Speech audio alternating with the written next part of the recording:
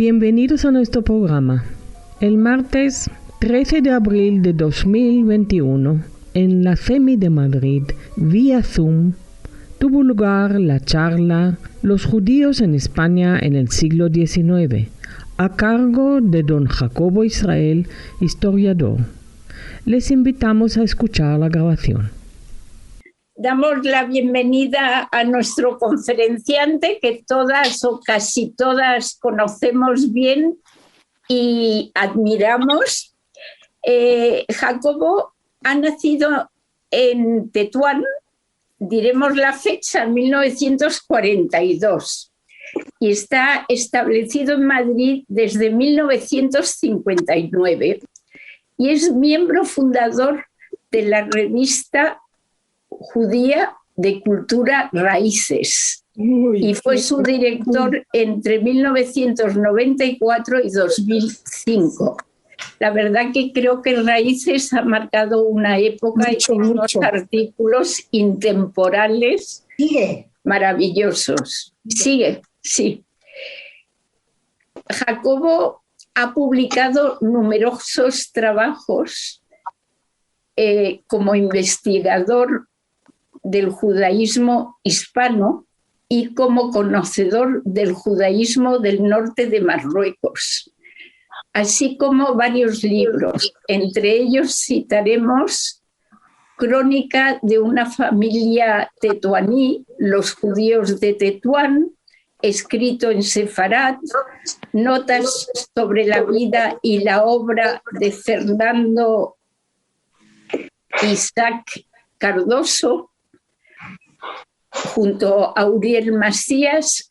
Es coautor de la Comunidad Judía de Madrid, y el último libro que ha presentado es este, como veréis. Es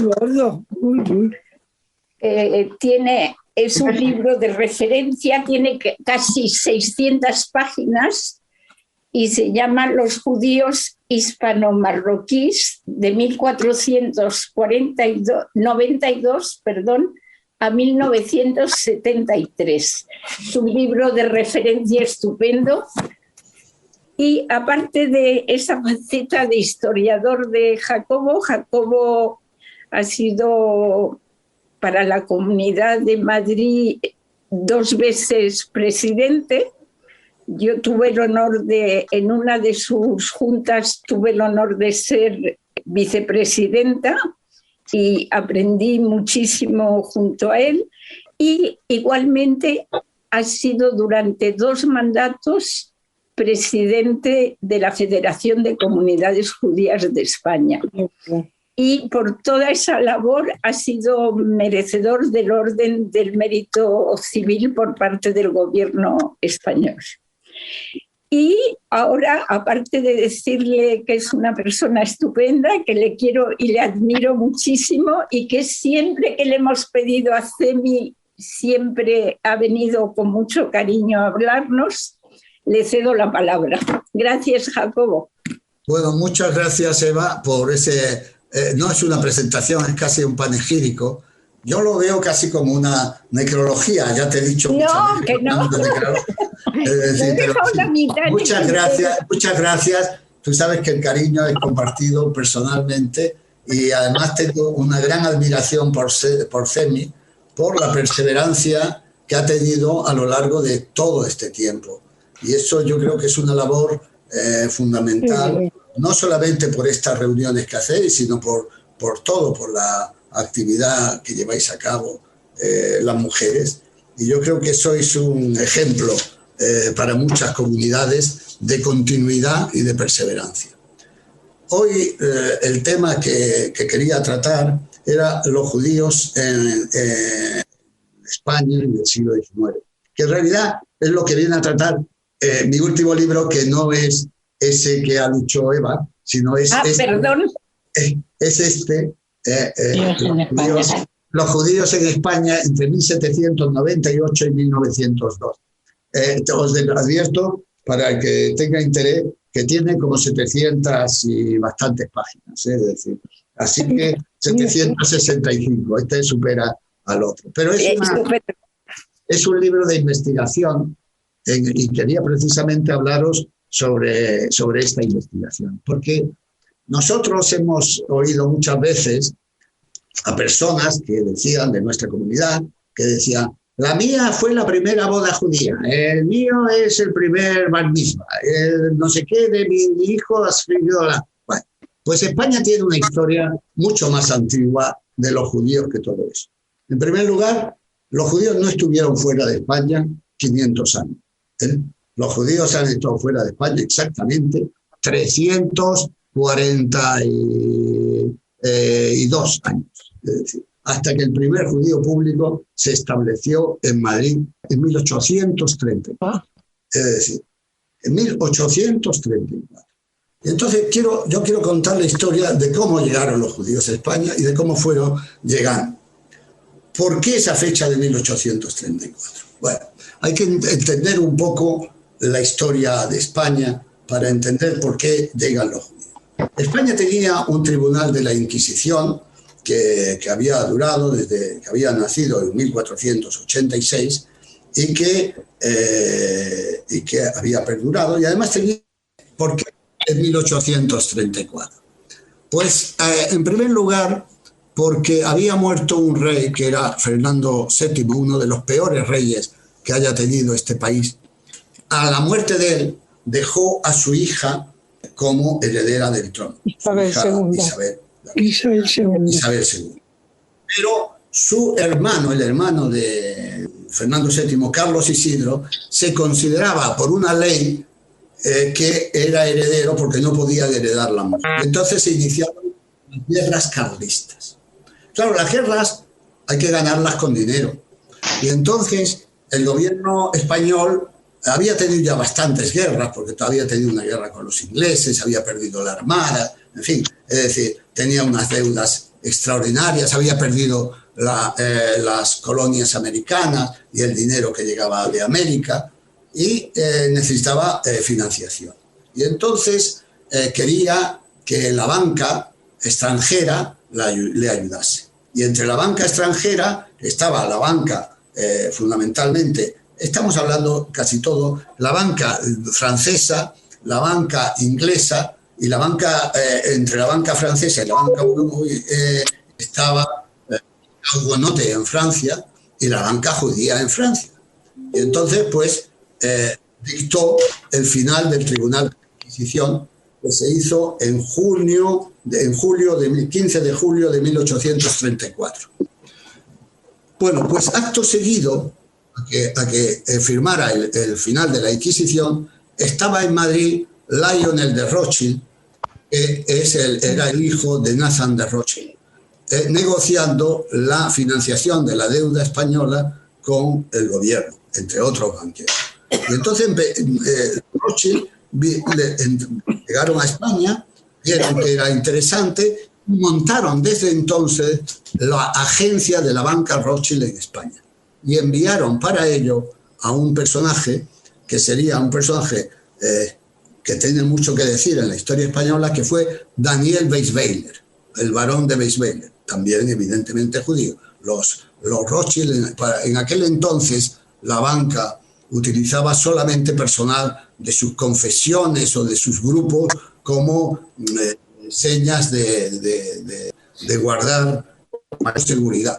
Entonces, como digo, llegó Daniel Weisweiler. Daniel Weisweiler se instaló en Madrid, finales del 34, comienzos del 35, y se casó con una dama judía inglesa, Adele Cohen. Tuvo el primer bebé que se conoce nacido en España, judío público, que fue Adela Weisweiler.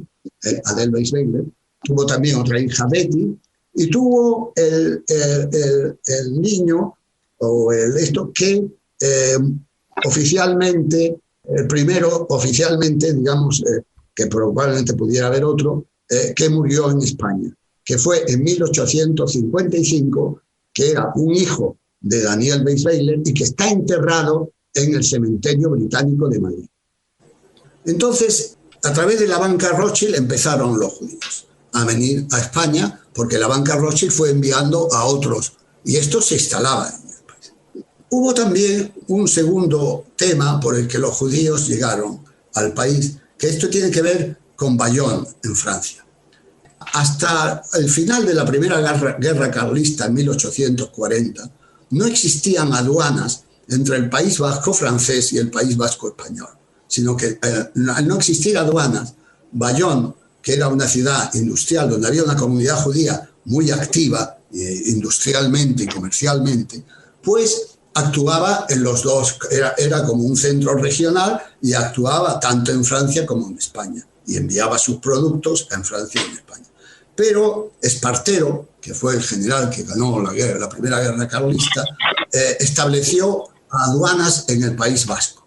Y estas aduanas encarecían los productos franceses para llegar, de Bayonne para llegar a España. Inicialmente lo que hicieron, pues como todos, es empezar con sobre todo por el Pirineo, empezar con el contrabando, que ha sido clásico y sigue siendo clásico en el País Vasco hasta la unidad de la Unión Europea. Pero al poco tiempo se dieron cuenta que convenía establecerse en España y se establecieron sobre todo en el norte, en el País Vasco, en San Sebastián, donde hubo una comunidad que llegó a ser la más numerosa comunidad judía de España. Estos judíos, evidentemente, de San Sebastián y de otras zonas del País Vasco, donde en Vergara también estaba familias que estaban establecidas industrialmente, etc., evidentemente cuando llegaban las Pascuas iban a Bayonne a pasarlas, ¿no? O cuando tenían un bar mitzvah, lo hacían en Bayonne, que hay datos y hay, digamos, periódicos franceses que así lo han recogido. Es decir, el chico fulano de San Sebastián ha venido a Bayonne a hacer su bar mitzvah. Y entonces, pues, esto era así. Este fue el segundo grupo, digamos, de judíos que empezó a llegar al país. Yendo históricamente, claro, buena parte de estos judíos que inicialmente fueron al País Vasco, también hubo gente de Bayonne que vino a Madrid, porque Madrid era muy importante dentro de la economía de la nación y evidentemente pues también llegaron. Pero la tercera oleada, todos han sido pequeñas cantidades, no estamos hablando de gente, pero estamos hablando de decenas y centenas.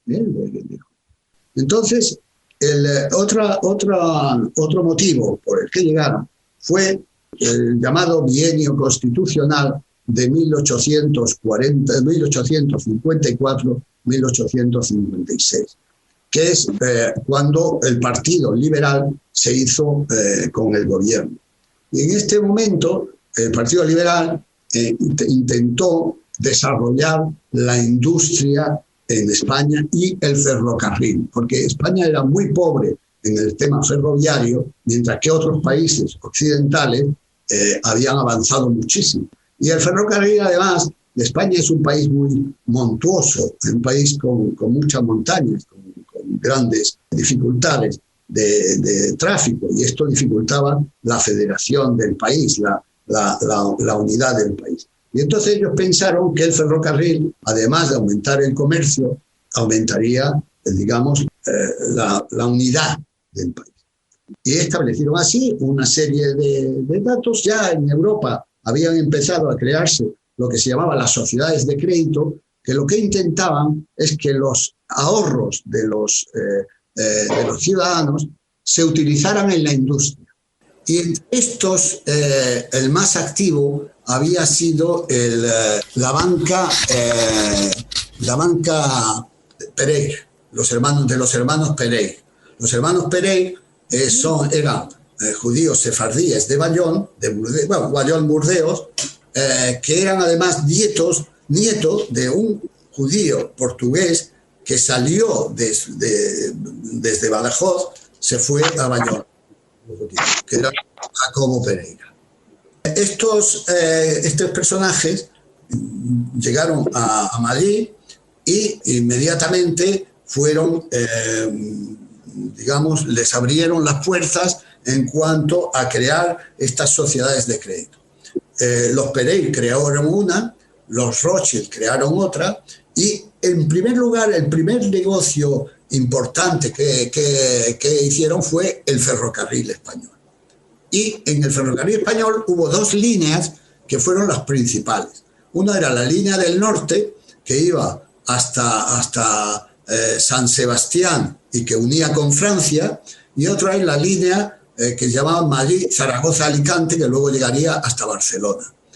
Y la primera línea, que fue la más importante, la línea del norte, era de los Pereire, y la segunda línea, que era la compañía MZA, alguno de vosotros todavía podrá recordar en España que había letreros de MZA, pues eran de los Rothschild. Y durante casi 50 años, hasta la Primera Guerra Mundial, fue propiedad las líneas de estos personajes, de la banca Rothschild y de la banca Pereire.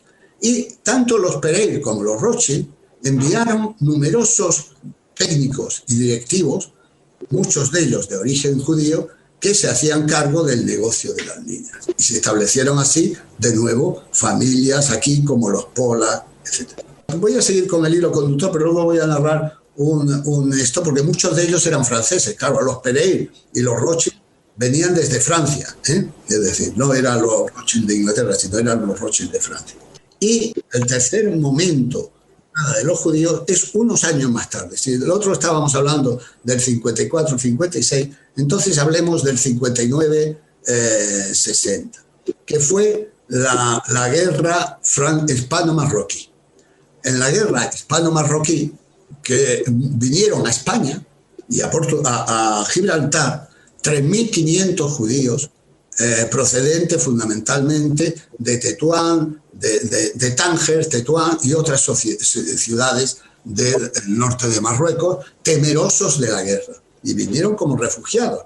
Vinieron en un número elevado, fundamentalmente a Gibraltar, por la libertad de acción, pero también a Algeciras, La Línea y toda la costa, porque Gibraltar no podía entrar, no tenía capacidad de dar cobijo a tantas personas que estuvieron en tiendas de campaña. Y estuvieron aquí desde más o menos octubre del 59 hasta mayo del 60. La guerra terminó con la ocupación de Tetuán, y entonces los judíos volvieron de nuevo a sus ciudades y a su vida normal en Tánger, en Tetuán, etc. Evidentemente, la entrada de los españoles en Tetuán fueron el primer encuentro masivo de los españoles con los judíos. Con los judíos, además, que eran unos judíos que procedían de España y que hablaban español de Marruecos, la jaquetía.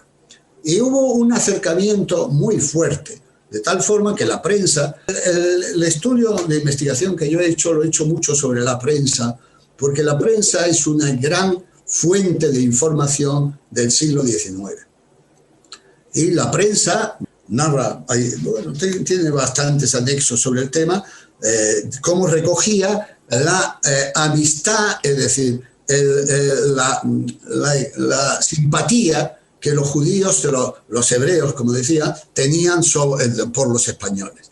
Y que era incluso algunos se preguntan, cuando ya se negociaba la salida de Tetuán, ¿cómo vamos a dejar a los judíos que tanto nos han ayudado para que los moros los masacren? Evidentemente luego no hubo esa masacre, pero como los españoles salieron en el año 62, hubo un intento de ayudarles favoreciendo su entrada en Melilla, en Ceuta y en Sevilla, en Andalucía, no en otras zonas del país, en Andalucía. Y les dieron permiso para que las ciudades de Ceuta y Melilla habían sido fundamentalmente penales, y se empezaron a hacer ciudades portuarias, ciudades de negocio. Y entonces les dieron noticias. Y estas son las comunidades más antiguas como comunidades que se crean en España, tanto la de Melilla, la de Ceuta y la de Sevilla, con y la de Melilla y la de Ceuta, con el reinado de Isabel II. Todavía estábamos en el reinado de Isabel II.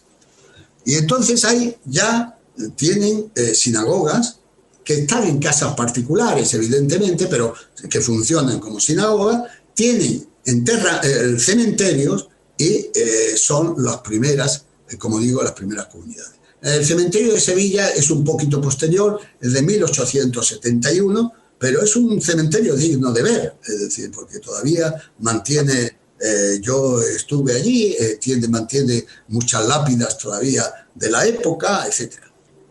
Y ahí se crea una comunidad, como digo, ahí ya se crean comunidades de centenares de personas. En el año 1877, creo que es 77, creo que la memoria a veces tengo muy buena memoria, pero creo que 77, que fue el último censo que hubo en la que se discriminaba por religión, los judíos en España eran 470 y algunos, que se reconocían como judíos.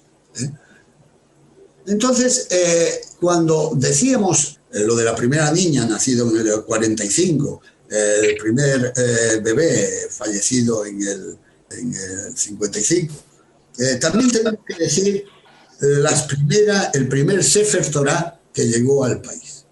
El primer Sefer Torah que llegó a este país fue en 1869 y llegó a Madrid. Lo envió la Spanish, que era miembro de la Spanish and Portuguese Synagogue de Londres, y es muy probable que sea un antiguo Sefer ya que lo habíamos puesto en el museo de la comunidad judía que estaba abajo. También llegó otro que fue a Ceuta, que fue otro Sefer Torah que llegó en aquel tiempo. Y evidentemente ese Sefer Torah servía para ceremonias que se hacían en casas particulares. Había un señor que era de Bayón, Albert Salcedo, que recibía mucho en su casa. Y cuando digo yo que lo más probable es que él se hiciera cargo del Sefer Torah, es por lo siguiente, porque Albert Salcedo estuvo en Madrid toda su vida, su hija de hecho falleció aquí y nació aquí, es decir, y fue el que donó el primer Sefer Torah y el primer Ejal de la primitiva comunidad que se hizo en 1916. Aunque vosotros oficialmente se inauguró en el 17, la primera sinagoga de Madrid, Midrash Abarbanel, se inauguró en realidad en diciembre del 16. Y él donó el armario, que es el armario que usan los ashkenazim en el servicio, que todavía usan en el servicio, y un Sefer Torah que ya evidentemente ya es pasul, no está sacralizado, y que estaba en el museo. Y al ser él el que donó, es de suponer que ese fue el primer Sefer Torah que llegó al país.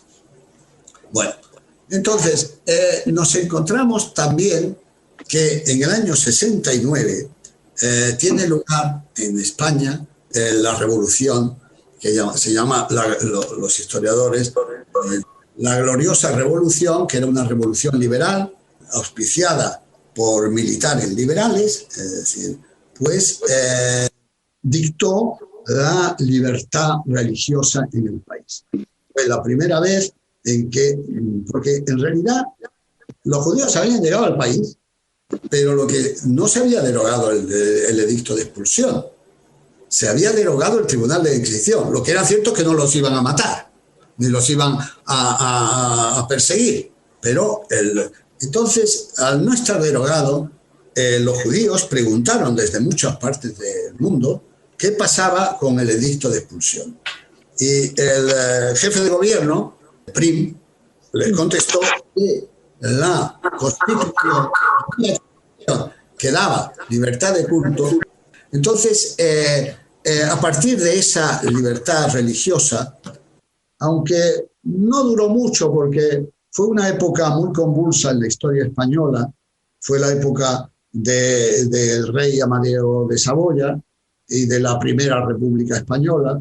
La República además tuvo 3 periodos, una república unitaria, una república federal, y al final fue un desgobierno extraordinario, pues que terminó con la llegada del hijo de Isabel II, que fue Alfonso XII. Y Alfonso XII ya llegó, se hizo una nueva constitución, pero se respetaba una cierta libertad de cultos, aunque no al nivel de la Iglesia Católica. Y esto hizo que llegaran muchos, esto y la creación del ferrocarril y el aumento del comercio internacional hizo que llegaran también bastantes judíos procedentes ya no de Francia ni de Marruecos, sino procedentes de Alemania, de Austro-Hungría y de otros países que se instalaron en el país. Entre ellos, por ejemplo, están los Mansberger, que es una familia muy antigua a la que pertenecía la Margarita Nelken y otra escritora que era su hermana Eva Nelken, que era Magda Donato, y esta familia se instaló, él se casó, Enrique Mansberger, están enterrados. Enrique todavía está enterrado en el cementerio civil, pero su mujer, Angèle León, está enterrada, fue uno de los primeros enterramientos que hubo en el cementerio, en el recinto hebreo del cementerio civil, que está ahí, en Madrid. Y entonces empezaron a llegar comerciantes, los Jonás, que era un comerciante y además financiero, y que tuvo aquí un hijo, es decir, su hijo nació Alberto Jonás, que fue uno de los grandes pianistas internacionales, es decir, que era un pianista español, fue un niño prodigio al que recibió Alfonso XII incluso en su época. Él falleció ya en los Estados Unidos un tiempo después, bastante tiempo después, y ha sido uno de los grandes pianistas y pedagogos del piano. Y como digo, empezaron a llegar muchos judíos, sueltos, los Mansberger, los Pollack, los Jonás, los Sarcé, que fue una familia también muy importante, que hay muchas familias Sarcé todavía enterradas en el cementerio británico, incluso algunas con lápidas en hebreo. Algunas con lápidas en hebreo. El cementerio británico, al que no lo conozca, es uno de los cementerios más románticos de Madrid. Es decir, es un cementerio muy, muy curioso de ver, es decir, está muy cuidado. Ahí también está el monumento de los Bauer, el panteón de los Bauer, que era otra de las grandes familias judías que ha permanecido en España, aunque ya desde los años 60 ya no hay Bauer judíos en España, pero sí de esa misma familia, que vino el primero en el año 48, Salomón Bauer, Ignacio Salomón Bauer. Existe familia todavía judía en México y en los Estados Unidos. Yo me he carteado y de hecho todavía nos felicitamos las Pascuas, etcétera, con una Bauer, Mónica Bauer, que trabaja en el ADL de Los Ángeles. Y hay muchas familias en esto, muchas que se mantuvieron la conexión con España, etc. He hablado de primeros enterramientos, primeros enfermedades. Los primeros Brit Milá que se hicieron, los primeros que tenemos constancia son de comienzo de los años 60.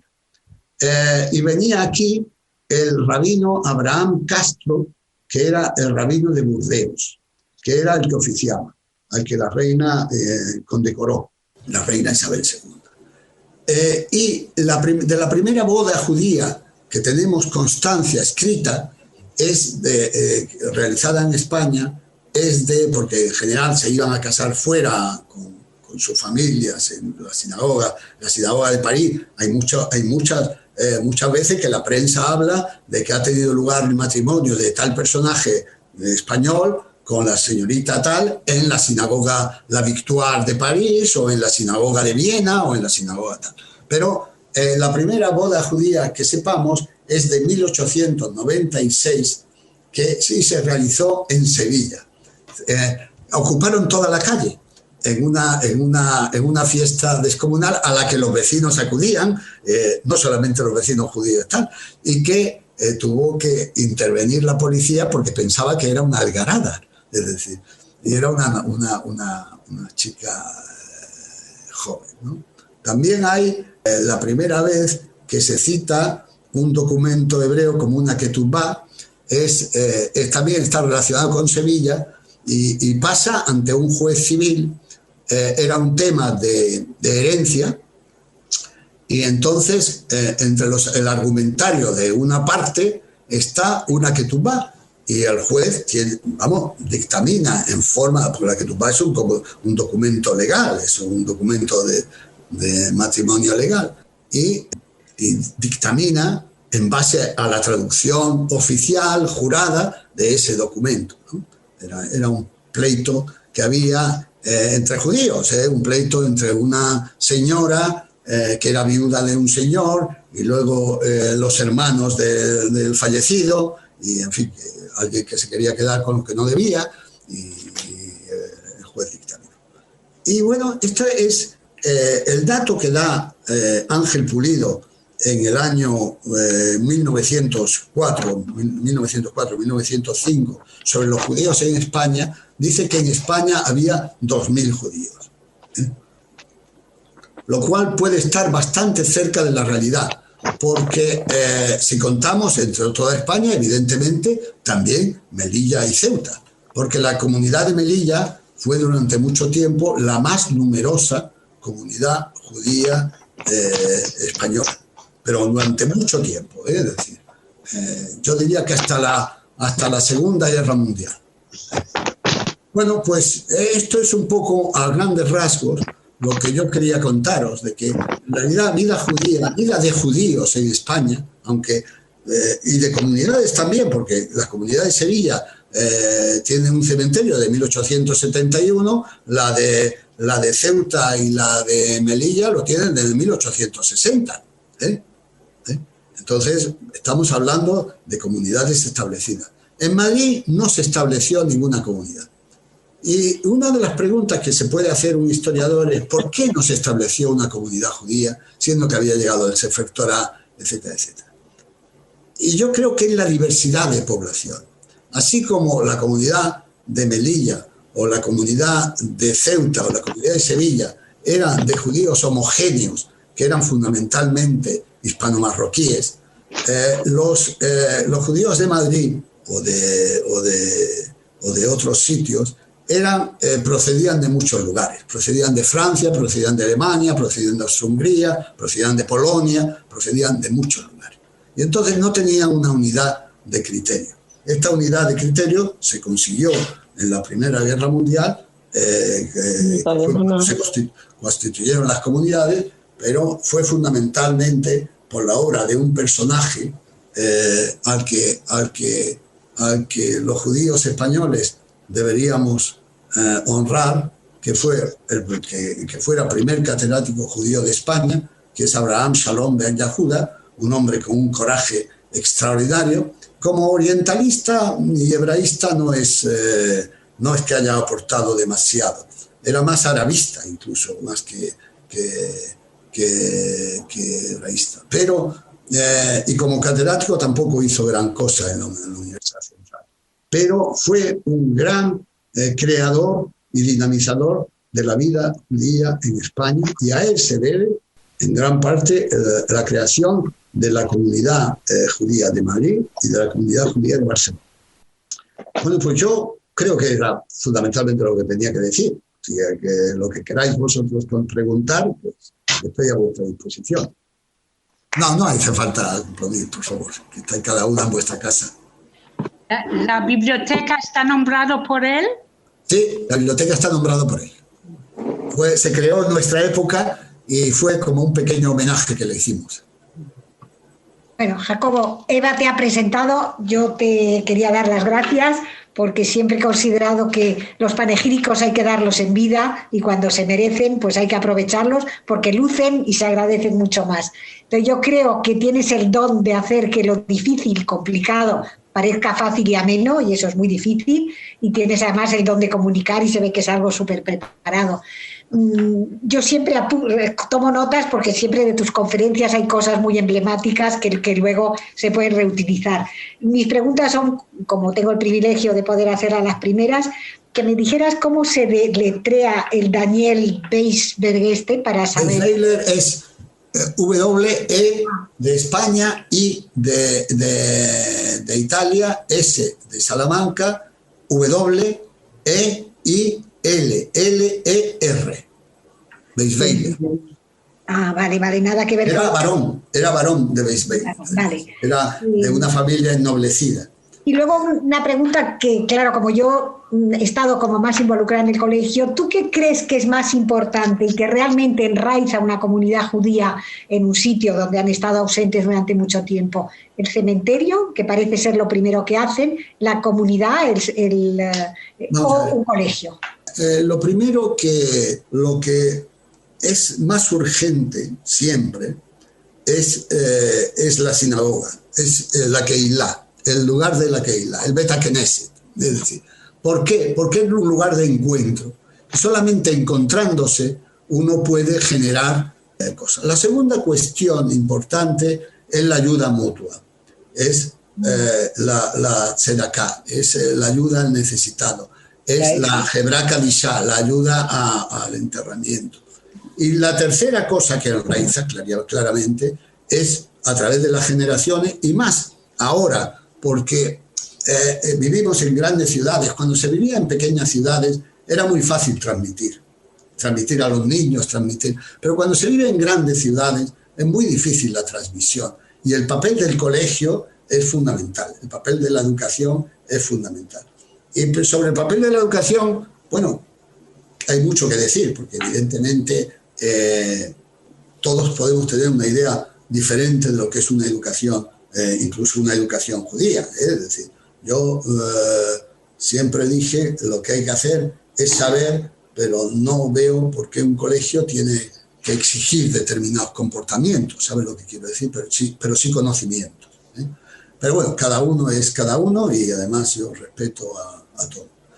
En cuanto al tema por ejemplo, en Madrid no hubo Keilah, no hubo comunidad. Había algunas casas particulares, como decimos.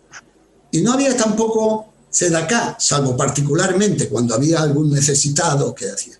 Pero curiosamente, los judíos de Madrid, que en su mayoría eran franceses, digo, los Pollack, los Bailey Bauer, etc., y la banca Perey y la banca Roche eran los grandes donantes de una sociedad que existe en Madrid desde 1848, que es la Société Française de Bienveillance. De Lesseps. Sí, del tiempo de Lesseps, que fue de 1848. Él fue embajador de Francia en Madrid en 1848 y creó esta Société de Bienveillance. Y la mayor parte de los presidentes y gestores de judíos de esta Société de Bienveillance, yo estudié las actas de la Société de Bienveillance, están en el Colegio de Velázquez, que es un colegio francés en España, que está de gestión francesa, para hispanistas franceses, que recibe muchos hispanistas, y que es un bello edificio que está en la carretera de La Coruña. En la ciudad universitaria. Y entonces, la mayor parte fue durante mucho tiempo, incluso entrado el siglo XX, por ejemplo, en el siglo XX fue presidente de la sociedad dos personajes judíos en el comienzo del XX, que uno era Nathan Sus, que Martina Lemoine acaba de publicar con nosotros un libro sobre su tío tatarabuelo, que era Nathan Sus, que era uno de los directivos del ferrocarril, que era judío alsaciano, o el otro que fue del Valle, del Valle, como del Valle, pero del Valle, con una I dentro, que era una familia de Bayón, que estaba casado justamente este del Valle, Raúl, estaba casado con la hija de Albert Salcedo, la hija de ese anticuario que os he dicho que lo nota. Quiere decir que la tzedakah está en los genes. Hay que ayudar al necesitado. Si no hay necesitados judíos, hay que ayudar al necesitado francés o al necesitado que sea. Hay otra carta muy curiosa de un señor que tras la revolución pues quitaron las órdenes religiosas, estaban mal, católicas, pero había una orden religiosa católica que se dedicaba a la beneficencia, es decir, en San Sebastián. Y este protesta porque dice que él era un donante de esa sociedad de ayuda y que no tenía ningún motivo para quitarse una ayuda al necesitado. Jacobo, hay 3 preguntas, perdón. 2 cositas. El apellido Bauer y Perel, yo los he conocido en Buenos Aires. Bueno, pero los Bauer de Buenos Aires no son Bauer no son Bauer. Los Perel eran una fábrica. Son de una familia en general, Pereira.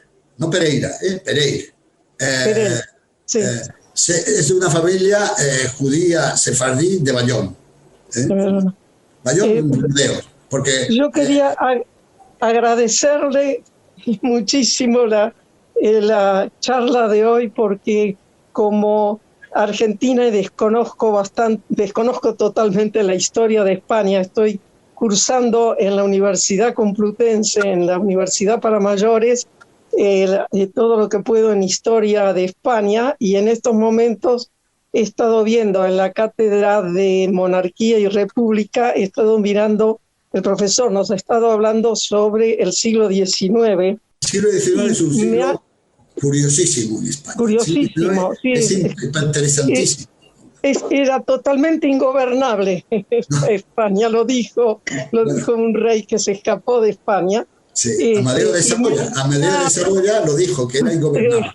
El de Saboya, exactamente. Me ha completado un aspecto que no lo he visto, la parte política, digamos, de la cátedra.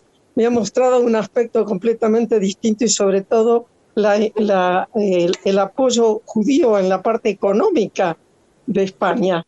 Claro. Los Rothschild que han intervenido en la industria y en la construcción de ferrocarriles en España. Por eso le agradezco muchísimo la conferencia de hoy. Es que muchas veces los historiadores omiten una cosa. La economía es el motor de la historia. Es el motor, indudablemente. La economía es un motor de la historia. Si no se tienen en cuenta los datos económicos, es muy difícil hacer historia, porque no tiene uno datos totales. Luisa, Luisa, mira, yo quería preguntar qué comportamiento tenía el clero cuando vinieron estos Rothschild y todos estos banqueros. ¿Qué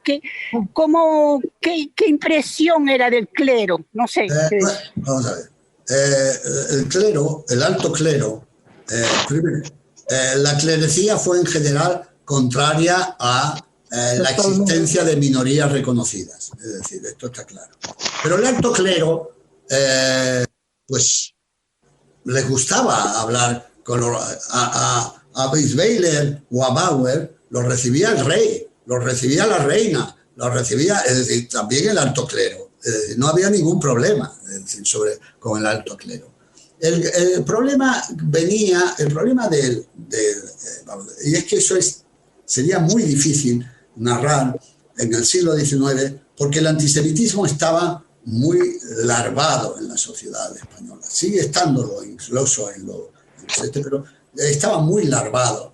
Y hubo épocas bastante mejores, pero por ejemplo, al final del siglo XIX, hubo un antisemitismo, no ya en España, es decir, en España, en Francia, en Alemania, bueno, y no digamos en Rusia, vamos, es decir, en Rusia fueron los pogromos que llevaron a la salida de millones de judíos hacia Europa occidental. Pero también en la Europa occidental hubo mucho antisemitismo y terminó el tema con el proceso Dreyfus. El proceso Dreyfus, y quien estudie el proceso Dreyfus y analice la prensa, lo que decía la prensa.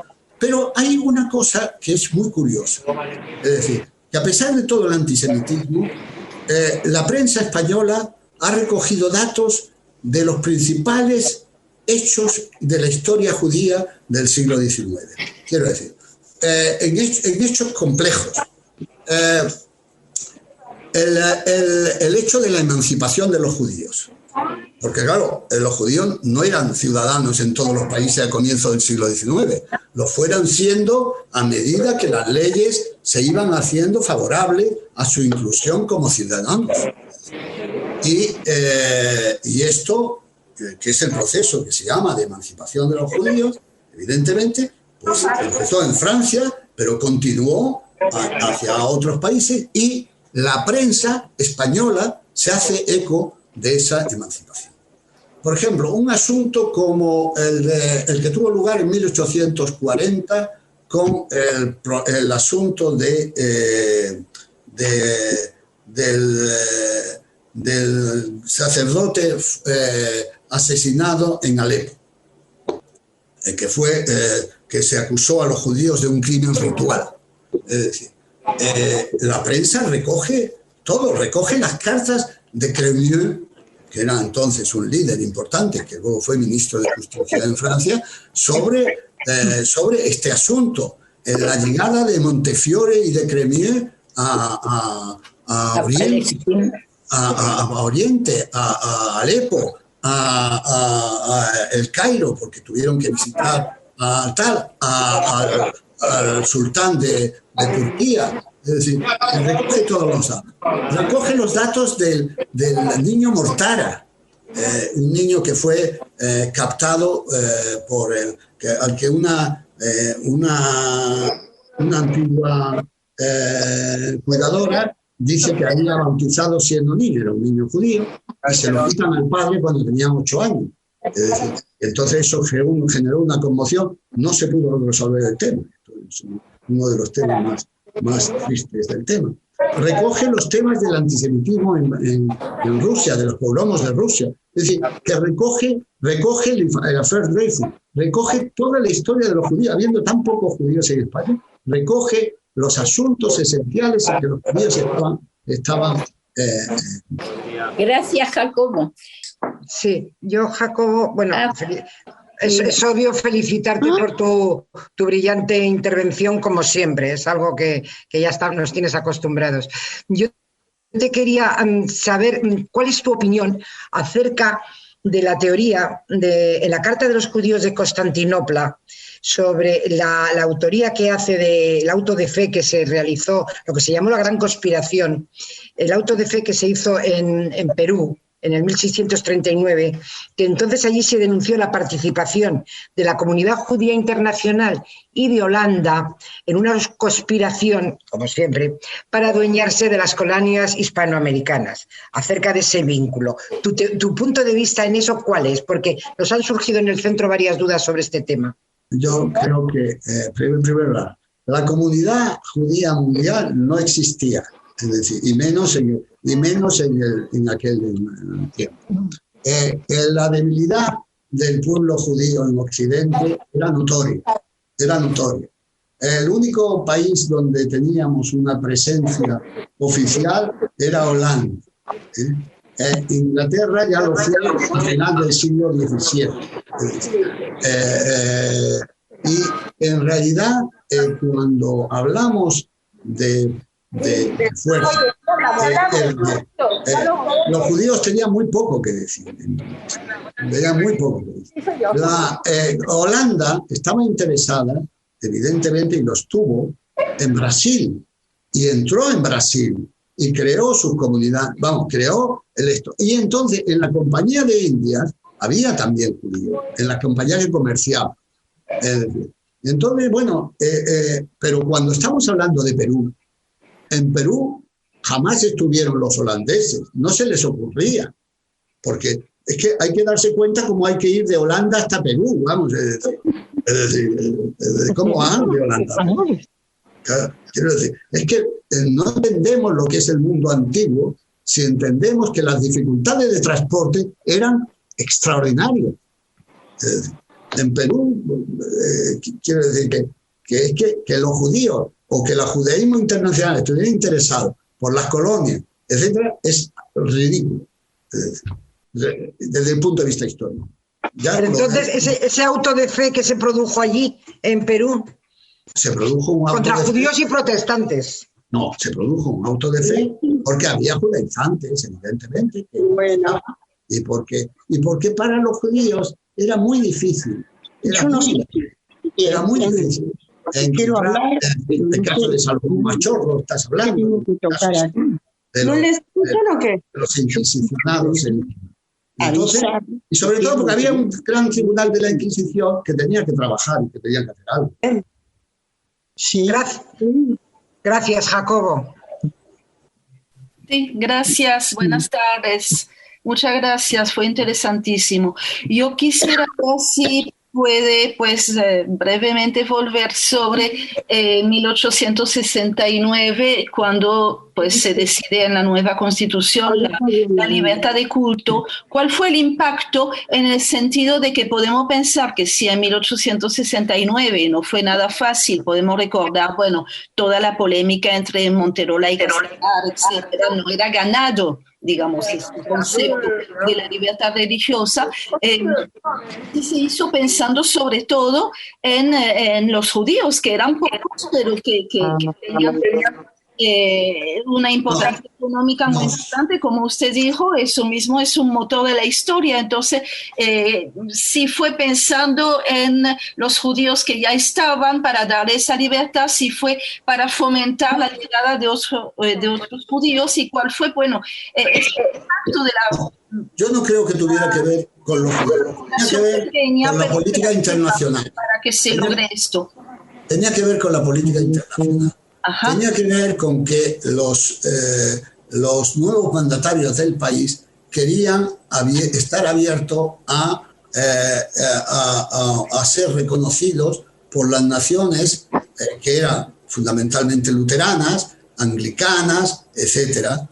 Es decir, tuvieron mucho más que ver los protestantes que los judíos. De hecho, cuando se plantea cómo los judíos, las ayudas fundamentalmente de las comunidades sefardíes de Francia en este asunto, entonces plantean que convendría ir detrás de los luteranos, de los protestantes, porque los protestantes son mucho más numerosos y tienen naciones poderosas, y entonces lo que se consiga se conseguirá también para los judíos, y así fue. Es decir, en realidad los judíos no eran tan importantes, eran importantes a nivel personal, pero en volumen no eran importantes. De hecho, los protestantes lograron crear iglesias evangélicas inmediatamente, y nosotros, como digo, solo logramos crear 3, Ceuta, Melilla y Sevilla, es decir, en aquel tiempo. No fue una cosa activa, pero sí les interesaba que se viera claramente que había terminado una época, y el emblema de que de la expulsión de los judíos, que quitárselo a España. Es decir, ya no hay expulsión de los judíos, ya hay libertad, los judíos pueden entrar en el país. Pero no era por los judíos. Los judíos fueron un elemento más, porque no teníamos poder político. Es decir, el poder político es muy importante. No teníamos... Gracias. La aclaración, bueno, muy bien, muchísimas gracias, de verdad. Eso. Libe tenía una pregunta y luego cerramos con Merceditas. ¿Vale? Libe, ¿puedes hacer tu pregunta? Sí, en realidad, bueno, primero agradecer por esta riqueza que nos informa, porque más allá de leer los libros, tener la suerte de escucharlo en forma directa se metaboliza de otra manera. Lo que quiero señalar es que esto que nos habla hoy Jacobo, Israel, también aparece con la inmigración judía en la Argentina. También Claro. con Hirsch, como ya lo hemos visto, que fue un filántropo, y a partir de ahí empieza la inmigración y todo el desarrollo. Como que en las clases hemos visto de pronto con León Benelvas el tema de los judíos de los puertos, y hoy Jacobo habla de los judíos de los ferrocarriles.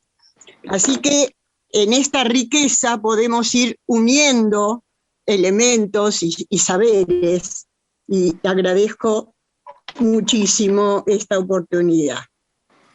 Gracias, Libe. Me pareció muy interesante la conexión de los ferrocarriles, las comunicaciones y los puertos. Y le voy a decir una cosa, y todavía está menos estudiado la llegada de judíos hispano-marroquíes al Amazonas, que tiene lugar, al río Amazonas, a lo largo del río Amazonas, que tiene lugar durante la primera parte del siglo XIX. Iquitos. Y antes de Iquitos, en Belém do Pará, hay una sinagoga que estuvo creada en 1824, Sha'ar Jerusalén, por judíos tangerinos y tetuaníes. De ahí nació mi padre. ¿En Belém do Pará? Belém do Pará. ¿De verdad, Elena? Sí, sí. Qué interesante. Bueno, primero, ¿dónde está mi primo? Que quiero felicitarle, que no le veo. Esto es prima. Ahora aquí, ahora ya te veo.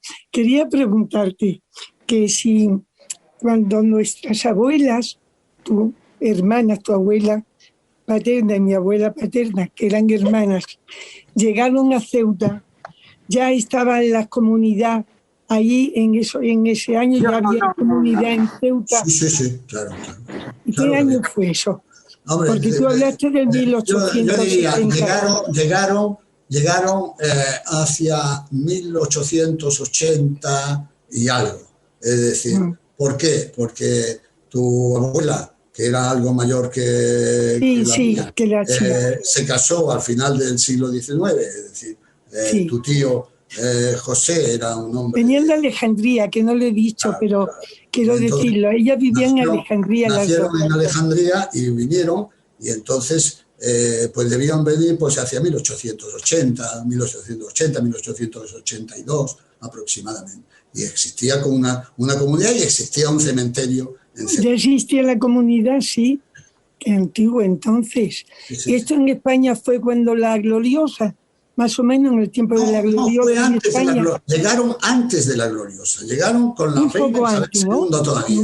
Fue como un premio de consolación a la ayuda que los hebreos y al apoyo que los hebreos habían dado de Tetuán, habían dado a los españoles. El enorme apoyo moral, económico y de todo tipo que habían dado a los españoles. Porque eso era en 1860, la Gloriosa. En 1800, claro, estamos hablando, estas comunidades empezaron en 1863-64. Por eso más o menos, por ese tiempo, que justo también cuando llegó Amadeo de Saboya a España, mataron al general Prim. Llegando a Amadeo de Saboya... Sí, claro. La muerte de Prim derivó hacia... En la calle del Turco le llamaban. La calle del Turco. Bueno. Pues yo tengo... Gracias, Merceditas. Yo tengo una pregunta para mi también primo Jacobo. ¿Por parte del marido? Sí, porque por parte del marido, claro. Por parte del marido, claro que somos primos. Ya mucho orgullo. Muchos primos. Su marido es Benatán Israel. Exacto. Cuidado. Y nosotros Barchilón, Barchilón. Eso es. La nuestra, Barchilón y yo Barchilón. Yo tenía una curiosidad. Dice Majetunem.